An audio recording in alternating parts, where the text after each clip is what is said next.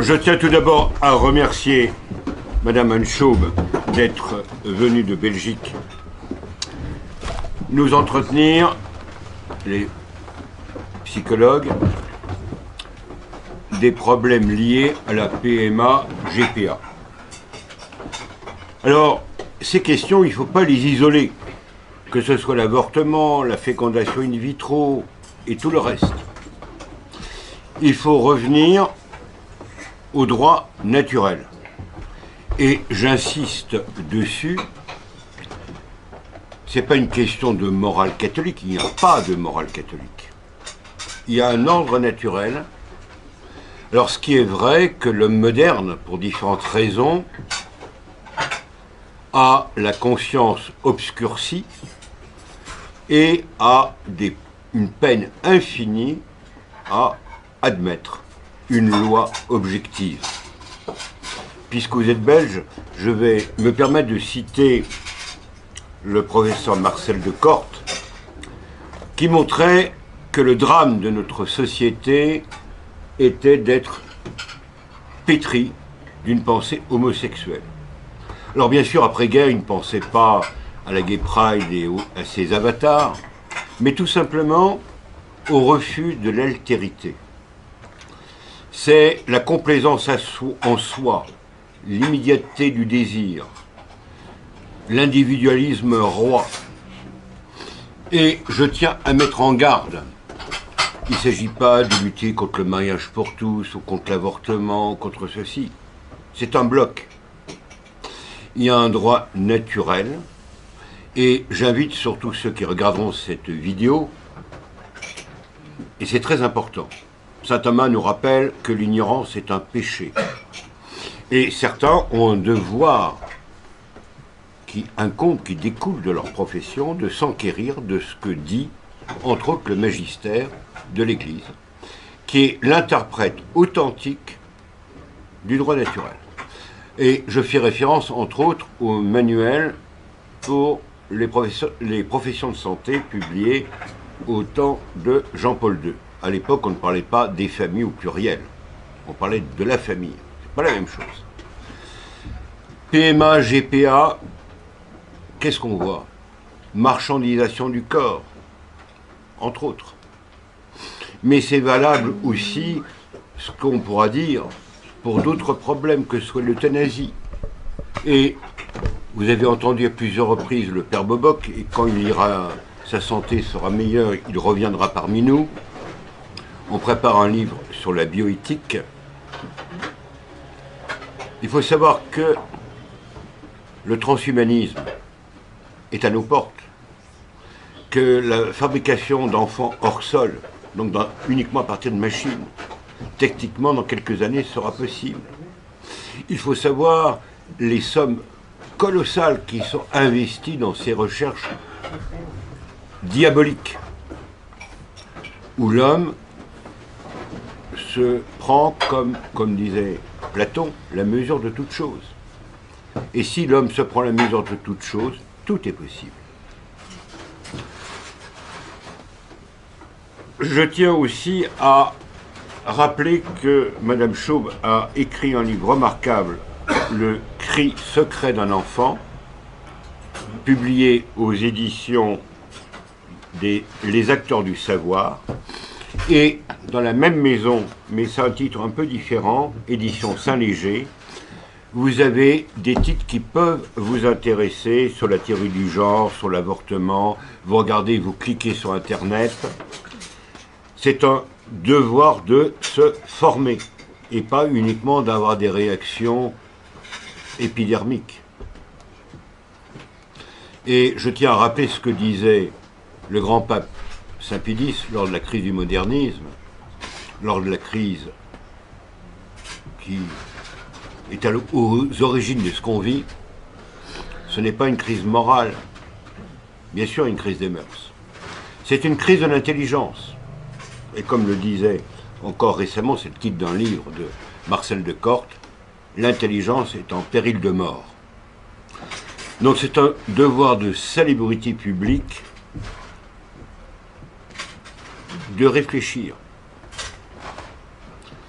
de s'enquérir d'une autre pensée que la pensée ambiante, et si possible, de rectifier nos pensées ou nos agirs.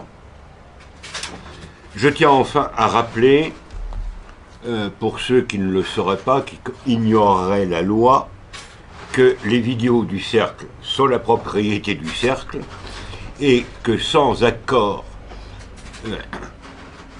écrit, c'est un délit de copier ou de faire usage de ce qui peut être dit, car d'une part, le sujet de la conférence est tiré d'un livre, et il faut respecter, c'est le b.a.-ba de la justice, les droits d'autrui.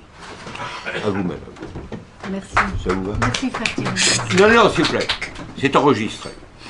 Par contre, je vous demanderai, après la conférence, quelques questions, mais il est tard, de acquérir ce livre et même de l'offrir. C'est un livre essentiel. J'en ai des exemplaires. Hein. Voilà. À vous, madame.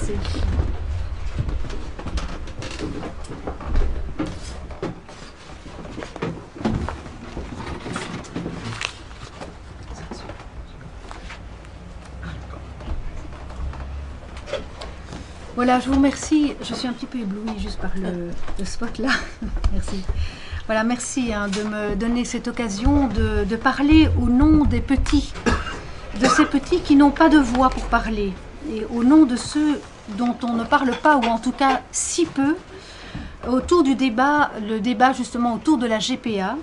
Et celui dont on ne parle pas, c'est l'enfant. Il faut savoir que nous ne cessons d'entendre parler de droits. Peut-être en avez-vous entendu parler, on en entend beaucoup parler de droit à l'égalité, de principe de non-discrimination. Mais avec d'autres psychologues ou pédopsychiatres, nous sommes surpris de ce manque de clairvoyance. Car qu'en est-il des bébés, premiers intéressés dans la GPA?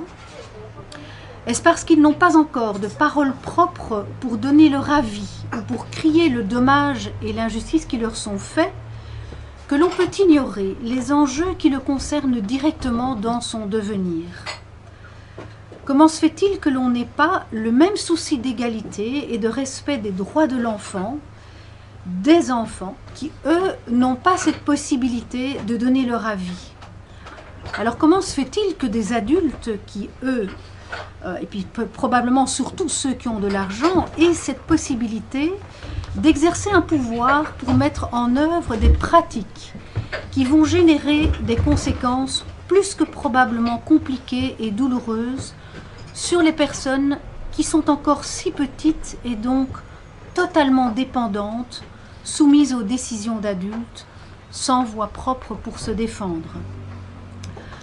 Alors, je vous parle non pas d'un point de vue politique, religieux, financier, je ne sais trop quoi, je vous parle à cause de ce que je vois en tant que psychothérapeute, témoin de souffrances de nombreux enfants et familles, des souffrances qui sont déjà observées dans des circonstances dites normales de venue au monde.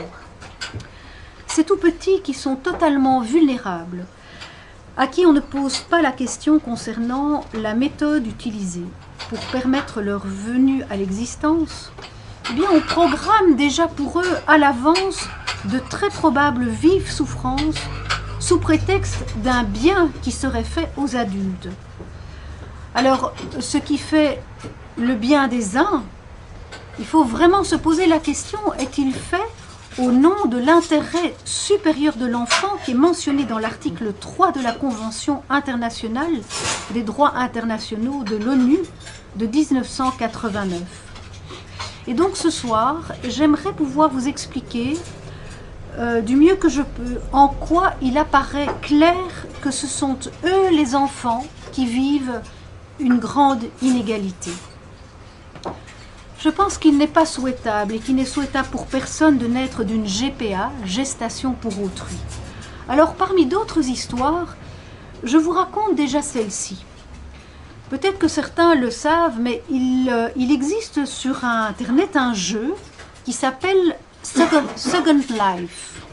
Et ce jeu permet de se créer une autre vie, une seconde vie, selon ce que le joueur a toujours voulu ou rêvé. Être danseur, acteur, explorateur, pilote, héros d'une aventure tout à fait inédite. Eh bien, il s'agit d'une jeune fille qui a été montrée lors d'une émission TV, apparemment tout à fait heureuse et dans un lien magnifique avec ses deux papas, allant faire des courses avec l'un d'entre eux, et qui en réalité ne va pas bien du tout. Elle aurait des idées de mort, serait dépressive et elle consulte. Alors dans cette seconde vie qu'elle se joue sur Internet, je vous pose la question, savez-vous ce qu'elle s'est créée à votre avis? Elle a deux pères. Une maman. Une maman, bien entendu. Vous voyez ces enfants qui, soi-disant, vont bien avec deux pères, deux mères, ou seulement une mère, ou avec un père et une mère, mais ayant été séparés de leur mère porteuse et issus de donneurs de gamètes, eh bien non. Certains ne vont sans doute pas si bien que cela, mais les perturbations sont cachées, dissimulées. Afin d'approcher précisément et d'une façon réaliste le cœur du sujet, qui touche en fait au lien d'attachement mère-enfant, j'aimerais avec vous commencer par éclaircir quelques points au sujet du développement du psychisme si subtil et délicat du petit enfant. Car nous disposons aujourd'hui de très belles connaissances sur les fondements et la création du lien d'attachement du petit avec sa mère de naissance. Et à partir de cette base, nous pourrons d'une part évaluer les effets d'une séparation de l'enfant avec sa mère de naissance et d'autre part, en amont, explorer en quoi le contexte de sa conception peut également influencer son devenir psychologique. Et c'est une telle approche qui permet de mieux saisir que les questionnements autour de la GPA se doivent d'être centrés sur le premier intéressé, le bébé. Merci. Donc, partons tout d'abord de l'existence du lien fondamental qui se noue entre l'enfant, sa mère biologique et son père biologique dès la conception et ce durant les 9 mois de gestation. Cette période est cruciale pour le fondement du lien relationnel et le développement identitaire, psychique et cognitif du petit enfant. Ce lien relationnel est appelé à se prolonger, à s'enraciner, dans un contexte de stabilité, de continuité et de fiabilité au long de la vie de l'être humain. L'existence du bébé en tant que petit être relationnel commence dès avant sa naissance. Un lien d'attachement significatif et prégnant se réalise déjà avec la mère qui le porte. Les appuis scientifiques concernant les découvertes sur le psychisme humain, la grossesse, la petite enfance sont, vous l'imaginez, nombreux. Alors vous pourrez bien entendu retrouver un ensemble de chercheurs et de spécialistes de la petite enfance dans mon livre. Je nomme ce soir juste John Bowlby, qui était psychiatre et psychanalyste anglais, et qui lui a développé la théorie de l'attachement. On est en 1969. Et il a parlé de la figure maternelle qui va servir de base de sécurité à l'enfant, et dès lors que cette image est intériorisée par le tout petit, par le bébé, elle va fonder la constitution de sa confiance en soi et en même temps elle va servir de modèle à toutes les relations intimes et sociales. Donald Winnicott, lui, il parle de la préoccupation maternelle primaire. Alors, il va décrire cette étonnante capacité d'identification de la mère à son bébé qui lui permet de répondre à ses besoins fondamentaux comme aucune machine ne pourrait le faire et comme aucun savant ni enseignant ne peut le transmettre. Alors lorsqu'une mère est capable d'être simplement une mère, c'est-à-dire, j'aime beaucoup ce terme-là, c'est Winnicott qui a utilisé ce terme, une mère suffisamment bonne, eh bien, elle va puiser ses connaissances dans le profond tissé par l'interrelation des 9 mois de grossesse. Vous voyez, c'est une relation d'inconscient à inconscient qui est extrêmement forte. Et en ce sens, dit Winnicott, nous ne devons jamais intervenir. Ce que les médecins apprendront aux mères, ce n'est pas de l'ordre de ce que les mères savent. on assiste, en tout cas de mon point de vue aujourd'hui, à un véritable problème de dépossession du savoir intuitif des mères. Car durant cette période, la mère a moins besoin de conseils que d'un environnement qui encourage et soutienne. Alors quant à Françoise Dolto, je pense que je n'ai plus à vous la présenter, mais je dirais simplement que c'est une véritable visionnaire du monde intérieur de l'enfance et qui décryptait le langage subtil du petit enfant et affirmait que déjà très tôt les bébés communiquent.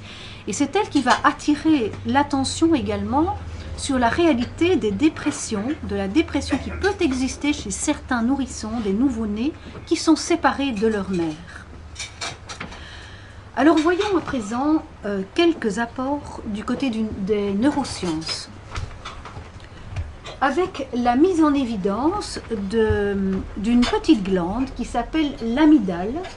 Alors ce n'est pas celle que nous avons dans la gorge bien entendu, mais cette petite glande qui est en forme d'amande et qui est située dans la partie intérieure et interne du lobe temporal du cerveau.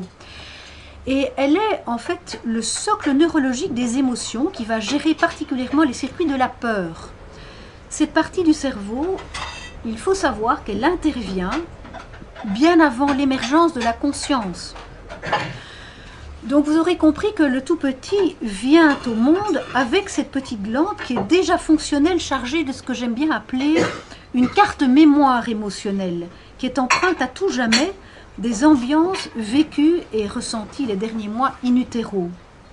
Alors je ne vous apprends rien. Vous savez qu'une petite carte mémoire, eh bien, elle permet d'enregistrer, vont s'inscrire dessus des données qui vont être retenues à long terme, durablement, et qui peuvent être réutilisées. Et bien de la même façon, l'amygdale, elle n'oublie pas. J'y reviendrai. Une autre découverte qui est faite, qui est assez récente en neurosciences et qui a été rapportée en 2010 à Rome à l'occasion d'un congrès organisé par l'Institut de gynécologie et d'obstétrique et qui concerne la modification de la mère dans le processus de grossesse. Alors de quoi s'agit-il ? Eh bien le bébé attendu laisserait aussi une trace chez elle. On a en effet retrouvé des cellules fœtales qui s'appellent des cellules staminales, de même que du patrimoine génétique, parce que le bébé est porteur de 50% du patrimoine génétique maternel et paternel. Eh bien, ces cellules sont retrouvées dans la moelle sanguine de la mère jusqu'à 30 ans après la naissance de chaque enfant porté. Nous voyons donc que la conception d'un enfant dans un couple père et mère va créer déjà très naturellement une unité interactive triangulaire père-mère-enfant. Et c'est très parlant et en fait c'est assez extraordinaire parce qu'on voit qu'il y a déjà une cohésion familiale et sociale qui est déjà inscrite dans le corps de la femme enceinte. Alors comment déjà in utero attester du tissage de ce lien réciproque mère-enfant? Est-ce qu'il s'agit juste d'élucubration subjective et affective maternelle, de psychologisme à outrance, ou bien est-ce qu'il existerait des appuis objectifs tangibles, des facteurs d'un autre ordre et qui seraient scientifiquement observables? Alors si je veux aller à l'essentiel par rapport aux enjeux concernant le petit enfant dans le cadre de la GPA, mais également pour tout enfant, hein, parce que ça part de ce qui est observable pour tout enfant. Pour chacun de nous, cela a été observable. Eh bien, je dois parler de la relation. Et la relation, elle passe par les sens de toute personne. Donc la trame des sens, qui va s'éveiller tout au long de l'embryogénèse, et qui ensuite, l'embryon, chez l'embryon, et puis ensuite le fœtus, eh bien, il fait connaissance avec le monde intérieur, c'est-à-dire sa mère, dans lequel il grandit, ainsi qu'avec des fragments de vie du monde extérieur qui lui parviennent, par le toucher, par l'odorat, le goût et l'ouïe.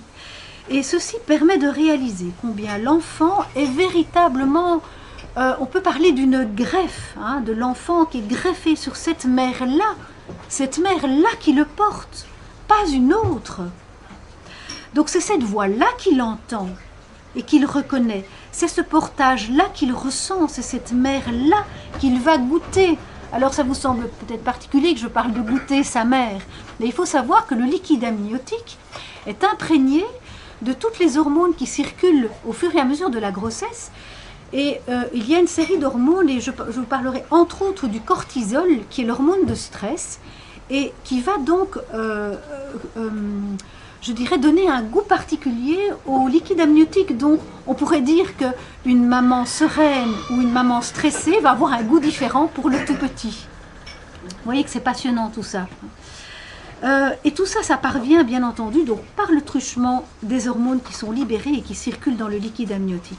Donc toute cette ambiance affective de fond, elle fonde et elle enracine la teneur du premier lien fondamental sur lequel toute personne s'appuiera ou reviendra toute sa vie, qu'il en ait conscience ou non. Souvenez-vous aussi donc de cette fameuse petite glande, l'amygdale du cerveau, qui enregistre les ambiances et qui, elle, n'oublie pas à travers les âges. Il y a donc une infinité de messages qui sont transmis à l'enfant par la mère qui le porte et qui suscitent la mémoire prénatale qui devient pour lui un véritable patrimoine culturel, sensoriel et émotionnel de base pour l'enfant à naître. On peut dire que l'enfant, il est autant habité par la mère que la mère habitée par l'enfant porté. C'est une relation extrêmement étroite, forte, qui se tisse très corporellement, sensitivement et émotionnellement parlant.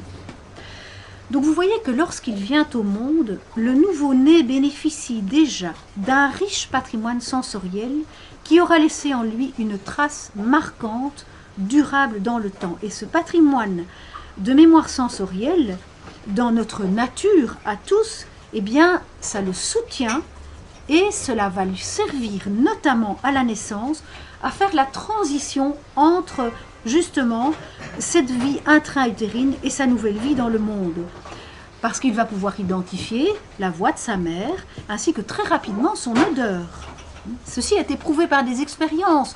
C'est tout à fait passionnant. On a par exemple relié la bouche d'un nouveau-né, enfin une tétine qui était dans la bouche du nouveau-né, ça a été relié à un enregistrement, un enregistreur qui faisait passer différentes voix de femmes, de mères, et sont introduites dans ces voix, la voix maternelle, mais des voix étrangères. Et on observe que le bébé accélère la succion, son mouvement de succion, lorsqu'il entend, il repère la voix de sa mère. Ou bien il est endormi et un spécialiste va placer à côté de lui un coton qui a été imbibé de l'odeur d'une femme qui n'est pas la mère du bébé, et on voit le bébé qui s'agite, ça a été filmé ces expériences-là, qui va s'agiter, qui va devenir nerveux, et très délicatement il va tourner la tête du nouveau-né vers le coton qui est imbibé de sa mère, et on voit le tout petit qui reglisse paisiblement dans le sommeil. Donc, vous voyez que tout ce qui est familier sur le plan des sens est tout à fait rassurant et apaisant pour lui. C'est donc bien cette préconnaissance sensorielle de son environnement qui fournit au bébé des repères de sécurité pour la prénaissance et fonde, enracine le processus d'attachement maternel. Alors, en cas d'allaitement, eh bien, il va retrouver également dans le lait maternel certains goûts qu'il a appris à reconnaître en avalant et en digérant le liquide amniotique. Vous voyez que le nouveau-né naît tout imprégné d'une gamme de perceptions captées en lien direct avec la mère avec laquelle il cohabite depuis 9 mois. Dès lors, remettre l'enfant dans des bras d'une autre à la naissance est une rupture qui ne laisse pas indemne. Ce n'est pas possible autrement. L'enfant ne pourra jamais refaire le lien avec ce patrimoine qu'il a forcément reçu. La seule chose qu'il gardera, ce sont les rappels, les traces laissées sur le plan émotionnel. Et là, je peux vous dire que j'ai des piles comme ça de dossiers et je suis témoin de tous ces enfants et adultes rencontrés en consultation ayant subi des chocs, des traumas de tout genre in utero ou à la naissance et qui peuvent être saisis par l'éveil d'une angoisse d'abandon qui est la trace persistante, qui est diffuse et qui est impalpable, mais qui va révéler une angoisse existentielle, une angoisse d'insécurité existentielle. Et ceci déjà dans des circonstances dites normales et naturelles de conception. Lorsqu'on prive un enfant de toutes ces racines prénatales qui le fondent, ainsi que du lien existentiel avec son patrimoine génétique, Vous voyez, c'est comme transplanter un petit arbrisseau, mais en coupant ses racines. Et les racines sont perdues à jamais. Alors même si on lui dit d'où il vient, même si on lui explique plus tard intellectuellement d'où il vient, eh bien ces ancrages-là, qui sont étroitement liés à la mère qui l'a porté, mais aussi au père biologique, lui ont été retirés à jamais et créent quelque part en lui une véritable béance. Donc dans la GPA, passe à la trappe le tissu relationnel qui se crée entre l'enfant et sa mère, entre l'enfant et son père durant les 9 mois de grossesse, et dont l'enfant a pourtant besoin comme socle afin de se construire dans la cohérence de son humanité. Alors, vous avez peut-être déjà vu des reportages sur la GPA, c'est intéressant de les écouter. En tout cas, personnellement, je trouve qu'il y a lieu, que c'est une très grande tromperie de faire croire que tout va bien, surtout lorsqu'il est dit, pour rassurer, que le lien entre la mère porteuse et l'enfant est maintenu en ponctuant des temps de visite ou de contact épisodiques. Mais comment l'enfant s'y retrouve-t-il dans ce bricolage relationnel confus? N'est-ce pas de la poudre aux yeux qui voile le dommage de fond? Retenons donc que cette symphonie hormonale et sensorielle gestationnelle marque et détermine pour une part incontestable le devenir relationnel, cognitif, somatique du petit enfant et participe également du processus d'attachement. C'est bien évidemment l'ensemble du climat relationnel joint aux perceptions sensorielles qui va permettre au petit homme en formation de se sentir exister, attendu, aimé pour qui il est en devenir. Et j'en viens donc à la clinique qui éclaire et met en évidence certains types de souffrances qui se rencontrent chez les enfants qui ont connu des séparations. Ces souffrances seront comparables à celles qu'introduit nécessairement la GPA à partir de circonstances de conception et de naissance qui, nous le savons aujourd'hui, perturbent, bouleversent l'organisation propre et les interactions relationnelles dans lesquelles le bébé est engagé très tôt, c'est-à-dire dès la période gestationnelle. Alors rapprochons-nous maintenant un petit peu plus précisément de ce moyen de procréation.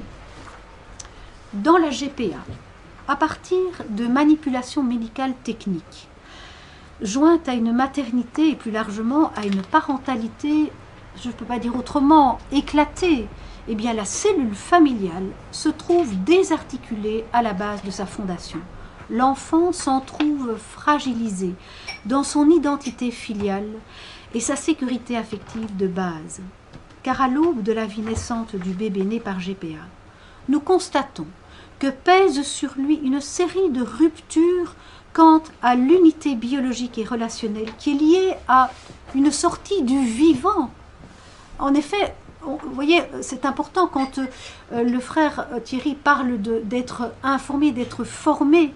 C'est important de savoir que dans la GPA, la conception de l'embryon dans la GPA rompt avec la relation charnelle. C'est une première rupture. Il y a un apport de matériel génétique étranger lorsqu'il s'agit de donneurs externes. Il y a les embryons qui sont fabriqués entre guillemets dans une éprouvette. Il y a la perte ou la congélation, je ne peux pas m'empêcher de dire autrement, de frères et sœurs du futur bébé. Que va-t-il devenir de ces embryons-là, hein? Il y a aussi la grossesse qui est délocalisée dans le ventre d'une femme étrangère à l'enfant. Et enfin, l'apogée, c'est la séparation et l'abandon délibéré du bébé de sa mère de naissance afin de le transférer aux parents d'intention. Une autre forme de rupture est celle qui se produit chez la femme enceinte. Toute grossesse n'est pas forcément agréable ou désagréable, mais elle bouleverse la part la plus intime du corps et la plus privée de la vie de la femme. Elle n'est pas une tâche que l'on peut interrompre le soir et reprendre le lendemain, mais c'est une manière d'être et de vivre dans la conscience de porter en soi une autre vie. Nous disons d'ailleurs que la femme est enceinte. Les mots révélateurs ne disent pas « elle fabrique un bébé ». Donc demander à une femme de vivre cette métamorphose et cette responsabilité à la place d'une autre, ce qui la coupe forcément de toute signification pour elle-même, eh bien c'est l'inviter à une division radicale, a un véritable clivage entre son corps et sa personne, entre sa chair et l'esprit. Et bien entendu, ce qui la sépare d'elle-même, la sépare forcément du bébé attendu, ce qui est tellement délétère pour le développement humain de ce tout petit. Et comme dans la prostitution, nous dit Sylviana Gazinski dans son livre « Le corps en miettes » dont je vous recommande la lecture, eh bien la femme ne peut accepter cet usage d'elle-même qu'en devenant étrangère à son propre corps. Mais vous imaginez ce que cela représente pour le bébé, une femme qui est étrangère à son propre corps.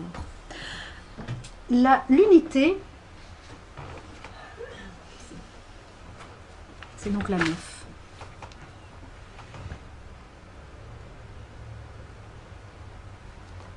Donc l'unité du corps et de la vie est pourtant fondatrice et souhaitable pour une structuration identitaire humaine cohérente.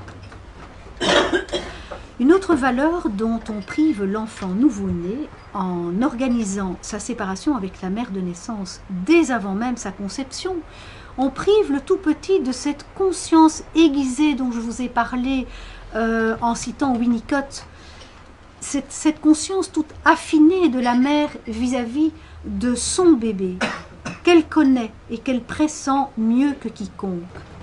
Car d'un point de vue hormonal, quelque chose s'est développé sur un plan plus subtil, ce qui la rend plus sage et plus savante que le plus grand des spécialistes, mais par rapport à ce bébé-là.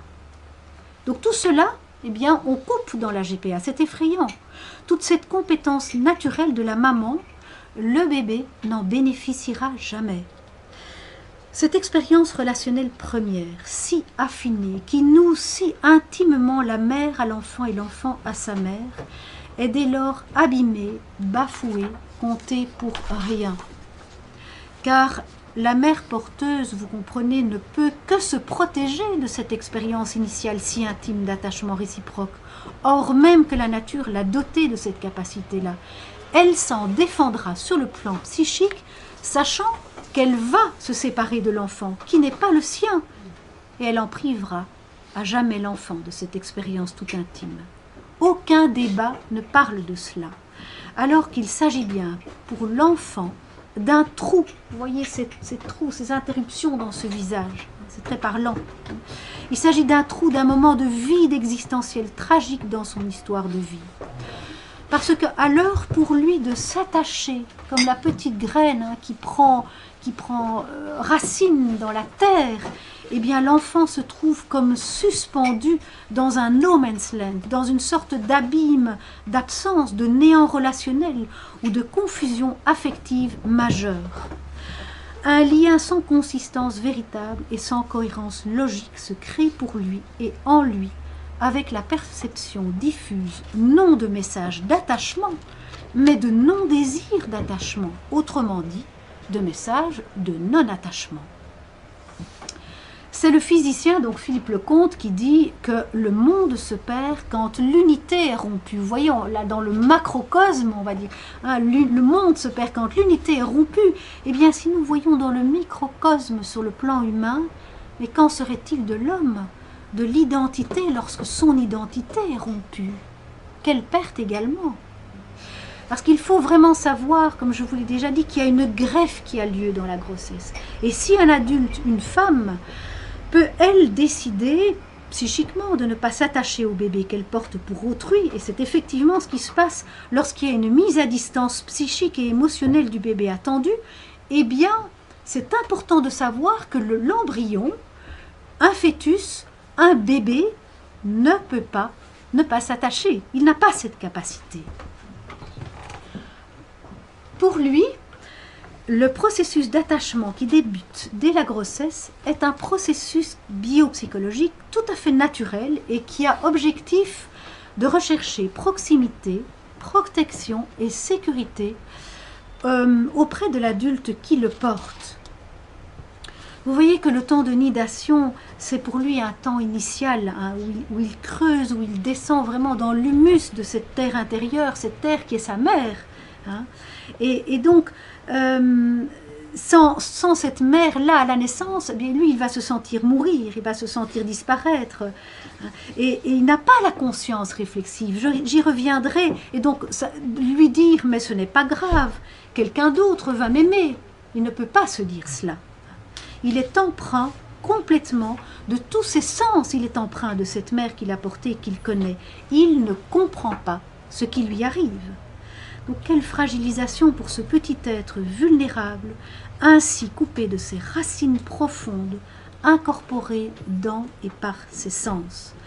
C'est cette mémoire-là des sens qui pourtant lui permet ensuite de repérer sans aucune hésitation qui est sa mère et qui ne l'est pas. Vous voyez que exposer l'enfant en gestation à une ambiance affective qui est confuse ou distante pour le détacher, le séparer ensuite de celle qu'il a portée durant 9 mois et à laquelle il s'est attaché, représente pour l'enfant une rupture traumatique que de nombreux psychologues et pédopsychiatres qualifient de traumatisme majeur dans la vie naissante d'un enfant. Les conditions manipulées, morcelées dans lesquelles un enfant est conçu dans la GPA laissent également une trace indélébile et marquante dans le psychisme et l'histoire de filiation, cette filiation qui est complètement brouillée chez ces enfants. Donc il faut imaginer ce que va donner cette quête identitaire future et qui va s'en trouver radicalement, plus complexe. Dans la nature, vous voyez, derrière tout déracinement, eh bien, se cache le risque que, par exemple, pour un petit arbre, eh bien, ce petit arbre ne reprenne pas ou reprenne mal. Il s'agit donc bien, merci de la diapo suivante, merci beaucoup. Il s'agit donc bien pour lui, mais c'est encore la suivante, je crois. C'est la 12. J'ai dû me tromper alors. Vous pouvez aller plus loin. La 12 ? Oui, merci. Voilà. Donc il s'agit donc pour... Ah non, vous avez raison, excusez-moi. Voilà, merci. Il s'agit donc bien d'un dommage et d'un préjudice existentiel de taille qui leur est fait. Et vous voyez ici, je n'ai vraiment pas du tout pris le temps de vous parler des conséquences de l'absence complète de père ou de mère volontairement infligée à l'enfant dans le cas de GPA ou de PMA engagée par 2 hommes ou 2 femmes homosexuels, ni des dommages collatéraux qui sont causés à la famille, entre autres déjà née de la mère porteuse. Parce qu'il faut savoir que par exemple en Inde, c'est obligatoire que la mère soit déjà mère d'autres enfants. Et où soudainement, eh bien, les dommages sont quand même importants pour ces enfants-là. Soudainement, l'enfant porté disparaît. Le frère, la sœur disparaît. Et c'est dans une vidéo qui s'appelle Breeders qu'on entend une mère porteuse qui témoigne et qui dit « Mais comment ai-je pu imaginer que cela n'affecterait pas ma petite de 5 ans ?» C'est ce qu'on appelle donc en fait des mères porteuses repentantes, qui réalisent après coup ce qu'elles ont fait. Depuis près de 20 ans, je rencontre dans mon travail un panel de souffrances infantiles diversifiées. Consciente de l'immense importance des fondations de l'être humain, ceci m'amène systématiquement à faire raconter par les parents l'histoire de vie de l'enfant dès les premiers instants de sa conception. Et dans le panel de situations de souffrance infantile rencontrées, les séparations ressenties subjectivement in utero à partir de circonstances qui font croire à l'enfant qu'il n'est pas le bienvenu.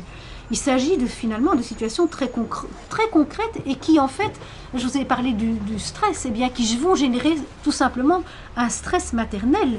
Je pense aux conflits ou les instabilités de couple, les situations de deuil, une maman qui est très anxieuse après une fausse couche et qui va éviter de s'attacher à son bébé par crainte de le perdre. Ce sont des mouvements naturels de l'être humain, il n'y a pas à les juger, mais il faut juste essayer de comprendre ce qui se passe pour le tout petit à ce moment-là. C'est ça qu'il faut voir.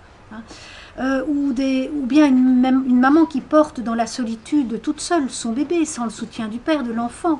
Eh bien, toutes ces situations-là, elles retiennent particulièrement mon attention dans le parcours de vie de ces enfants pour mieux comprendre leurs symptômes de l'aujourd'hui. Et l'aujourd'hui, ça peut être 2 mois, 3 ans, 5 ans, 20 ans. Vous savez, mon plus jeune patient avait 2 mois, la plus âgée 80 ans. Donc vous voyez que jusqu'à la fin de sa vie, on peut faire un travail sur soi et chercher à comprendre les souffrances très profondes. Mon livre en parle largement. Ce qui me permet donc de tirer la sonnette d'alarme par rapport à la GPA, qui est marquée d'un contexte de séparation.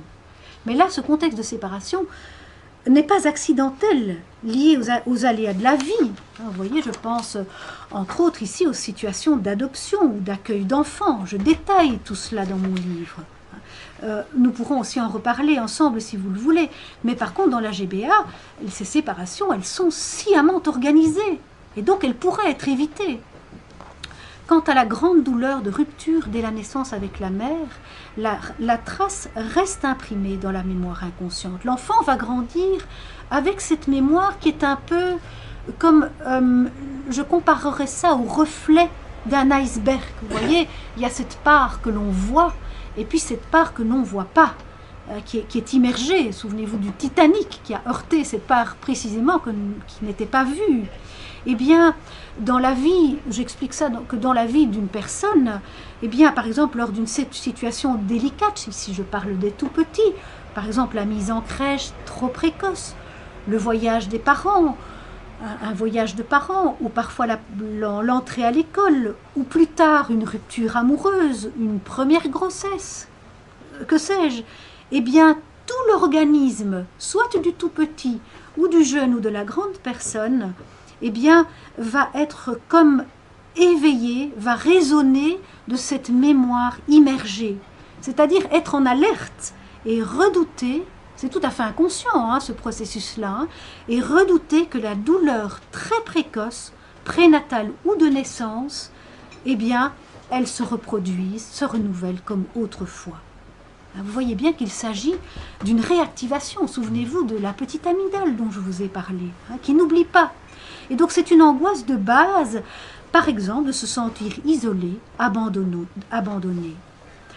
Il me faut préciser par ailleurs que ce mot angoisse est finalement très faible, parce qu'à ce stade, au stade du tout petit, eh bien, ce terme est trop faible parce qu'il s'agit bien d'une détresse du nourrisson et qui est de la même nature de celle qui sous-tend la panique. Or, la panique est déjà un moyen de défense contre une douleur extrême, qui est proche d'une agonie, celle qui pousse certaines personnes à se suicider plutôt qu'à se souvenir du ressenti. Et juste un petit témoignage d'une maman qui me décrivait par exemple son fils de 12 ans, qui souffrait de phobie scolaire quand même assez importante, et ce jeune disait vouloir mourir. Et la mère me le décrit, c'est assez intéressant parce qu'elle me décrit, il a les lèvres bleues, il est tout pâle, haletant, il a le cœur qui bat la chamade ou au contraire qui craint de s'arrêter. Vous voyez, c'est le corps qui parle. Ce sont les mots MAUX du corps. Là où à l'époque de séparation trop précoce, aucun mot MOTS n'était possible pour dire ce qui submergeait l'être au monde sur le plan émotionnel. Derrière un grand nombre des cas de figure motivant une intervention psychologique thérapeutique se loge, comme en toile de fond, l'angoisse la plus archaïque inhérente à notre humanité, et qui est l'angoisse d'abandon, dont une des causes premières est la perte de la mère. Le petit enfant vit une angoisse d'abandon majeure, proche de la panique lorsqu'il a l'impression subjective de perdre sa mère ou d'être rejeté par elle, ou bien entendu, lorsqu'il la perd réellement, objectivement. Alors, comment expliquer cette panique? Une petite information supplémentaire. Le bébé nouveau-né, il naît dans un état de prématurité psychique, c'est-à-dire avec une absence d'organisation psychique à proprement parler. Son système psychique et intellectuel n'est pas encore muni de ce qu'en psychologie nous appelons la permanence du moi et de l'objet. C'est-à-dire que lorsqu'il y a un éloignement significatif de la mère de naissance, qu'on peut considérer comme étant l'objet, vous comprenez-moi bien ce que ça représente pour l'enfant évidemment, et quelle qu'en soit la raison de cet éloignement maternel, eh bien cela crée chez le tout petit un stress qu'il assimile, lui, à une angoisse de mort, car elle va de pair à une angoisse très archaïque de perte du corps. En fait, le nouveau-né ne s'explique en effet pas du tout d'une façon consciente et raisonnable la situation d'éloignement de la mère dont il s'est laissé imprégner sur le plan de ses sens pendant 9 mois. Donc sa conscience cognitive raisonnable n'est pas encore opérante. Le cerveau n'a pas encore atteint cette maturité d'un point de vue neurologique. En d'autres termes, si on pouvait parler à la place du tout petit, c'est un peu comme s'il disait ou s'il criait, s'il hurlait. Eh bien, mais essayez de comprendre, maman c'est moi c'est maman, et si je ne la vois plus, si je ne l'entends plus, si je ne sens plus maman près de moi, eh bien, je perds le sentiment de ma propre existence, j'entre en détresse et je crains de mourir. Vous voyez que c'est donc avant tout inscrit dans la réalité physiologique. Ce sont tous ces repérages sensoriels étroitement liés à la connaissance qu'il a de sa mère, qu'il a besoin de retrouver. Cette mémoire somatique qui est celle du corps a tout enregistré.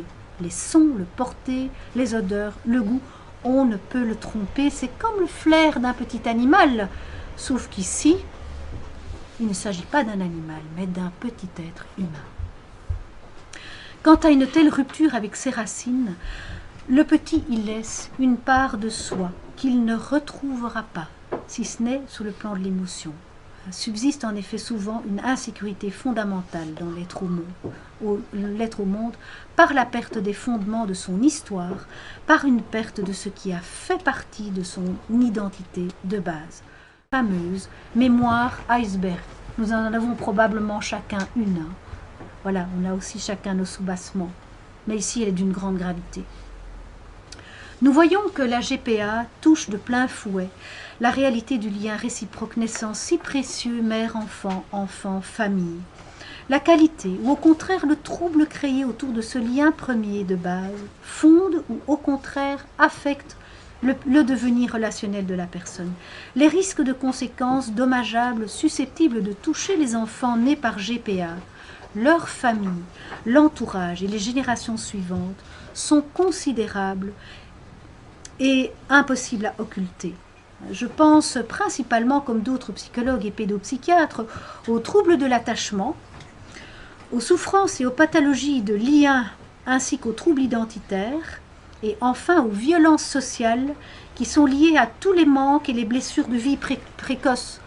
Récemment, j'entendais, en tout cas sur les chaînes belges, aux nouvelles, ce gros problème de la gestion de la violence des jeunes dans les cours de récréation ou même dans les classes. Et ici, il s'agissait de violence d'élèves vis-à-vis d'un professeur qui avait reçu un coup de poing de la part d'élèves. Et je vous assure que par les témoignages que j'ai aussi de parents, ce qui est assez affolant, ce sont ces violences qui apparaissent de plus en plus tôt, voire déjà dans les crèches ou les maternelles. Donc, c'est un problème, c'est un véritable problème politique et de société que pose la GPA. Nous ne pouvons pas considérer comme si tout cela était équivalent et que la GPA est quelque chose que l'on peut croire bon, prétendant que de toute façon, l'enfant se retrouve et grandit entouré de bras de parents qui sont très aimants. Alors, bien entendu, il n'y a pas à prêter des intentions mauvaises aux personnes, aux couples qui souffrent d'un manque d'enfants. Leur désir est bon, il est grand, il est audible, parfaitement respectable et il y a à en prendre soin. De même que leur très certaine capacité à aimer et à élever un enfant, parfois mieux que quiconque. Mais il ne s'agit pas de voir la GPA sous cet angle-là, car il occulte et il l'éloigne de l'essentiel qui est celui de l'enjeu du devenir de l'enfant lui-même à partir d'un impact de base traumatique pour lui. De ce point de vue-là, il n'est dès lors pas possible de prétendre sérieusement aujourd'hui qu'il est bon ou neutre pour un enfant d'être conçu et de naître de cette façon. Cela aura forcément des conséquences au long de sa vie. Et c'est ici que j'interpelle, de même que par mon livre, afin que nous puissions être nombreux à nous faire porte-parole de ces enfants n'ayant aucune voix propre pour crier cette atteinte majeure exercée de façon délibérée sur l'origine de leur vie. Le tout petit, qui aura été traité avec respect, clarté, intelligence et sensibilité, a de fortes chances de traiter les autres et son environnement avec le même cœur, avec le même art de la connaissance humaine et du monde. Alors j'aime énormément cette photo parce que pour moi, elle illustre le fait de prêter la plus vive attention et la plus grande délicatesse aux plus vulnérables dans notre société, et qui n'est pas plus vulnérable que l'embryon, le fœtus, le petit enfant nouveau-né qui est livré par nature, en confiance, au bon sens des adultes. Ces tout petits sont nos futurs adultes et de demain, et qui sait, nos futurs dirigeants. Alors avant de conclure, je voudrais terminer cet exposé par une métaphore. Peut-être avez-vous entendu parler de cet immeuble construit à la va-vite en Asie et qui s'est effondré à partir de sa base. Après coup, le constat mit en évidence l'absence quasi totale de fondation. En parallèle, nous voyons le risque qu'il y a à fragiliser ce que le docteur Bale nomme la fondation de l'édifice procréatique, ceci par le tout pouvoir donné aux techniques scientifiques et au détournement du processus naturel, pourtant si bien ordonné, de conception, de gestation et de naissance. Chacun a à l'esprit des exemples d'édifices qui ont résisté aux aléas de la vie, tempêtes, tremblements de terre, car ils reposaient sur de solides fondations. Songeons par exemple à votre très beau pont de Vaison-la-Romaine dans le sud de la France, qui a été seul à résister aux inondations dramatiques de 1992. À l'œil nu, on ne pouvait pas forcément déceler que les fondations étaient si solides. Au moment de la tempête, c'est alors qu'il s'est différencié de tous les autres. Nous voyons donc que la qualité, l'assise des fondations procréatiques et gestationnelles est quelque chose qui est invisible, mais qui cependant fonde toute la personnalité et qui permet notamment à la personne de rester elle-même lorsque la vie charrie des épreuves et des tourmentes. En conclusion, une chose est de se relever d'une histoire d'adoption, où les parents d'origine n'ont pas eu la capacité d'élever l'enfant attendu, ou les parents adoptants qui n'ont, de leur volonté propre, en rien provoqué la cassure, la rupture de naissance. Autre chose est de se relever d'une histoire où la mère porteuse a vendu, livré l'enfant au sein d'un contrat délibérément conclu avec les parents, intentionnels et commanditaires. Autour du débat de fond dans la GPA, je laisse à d'autres experts le soin de combattre des extrêmes qui sont tout à fait gravissimes, tels que la marchandisation des bébés en Inde ou en Thaïlande. Ces contextes sont tellement évidents du point de vue de la dérive. Je m'efforce pour ma part à pointer quelque chose de fondamental, quelle que soit la façon violente ou en apparence plus soft dont la GPA se pratique. Je centre mon propos sur ce qui se joue au cœur du cœur de l'enfant. Je dénonce à quel point toute GPA est fallacieuse pour l'enfant dont on bafoue l'histoire dans son origine. En soi, les GPA sont une dérive grave pour l'enfant, quelles que soient les conditions dans lesquelles elles s'organisent, se déroulent et se pratiquent. Je défends le cri étouffé de l'enfant, en mettant en lumière ce qui se joue d'essentiel, de fondamental sur le plan relationnel au cœur de ce lieu secret, tout intime du sein maternel, et qui est le lieu d'enracinement du devenir de tout être humain, de même que les enjeux de construction du tout petit et de tout un chacun. Et cela ne changera pas. Les sciences et la science aura beau évoluer, les fondamentaux qui construisent si intelligemment notre humanité, eux resteront inchangés. Ils seront par contre blessés si ce qui est si bien ordonné dans la nature est dérangé, distordu, manipulé, dénié, non respecté. Quant à la femme, dite mère porteuse, il faut également savoir qu'elle gardera des cellules de l'enfant et du père de l'enfant jusqu'à 30 ans après la naissance de celui-ci. Ce n'est pas rien. Qu'elle le veuille ou non, cet enfant implanté en elle, porté et délaissé à la naissance, se rappellera à elle toute sa vie. Je termine. L'Europe a mis au monde des scientifiques, des chercheurs, des médecins de renommée mondiale dans le domaine de la pédiatrie et de la pédopsychiatrie. Françoise Dolto en tête de file. Encore juste avant de mourir, elle disait « N'oubliez pas l'accompagnement des nouveau-nés, le soutien de l'être in utero. » Elle y a donné son dernier souffle.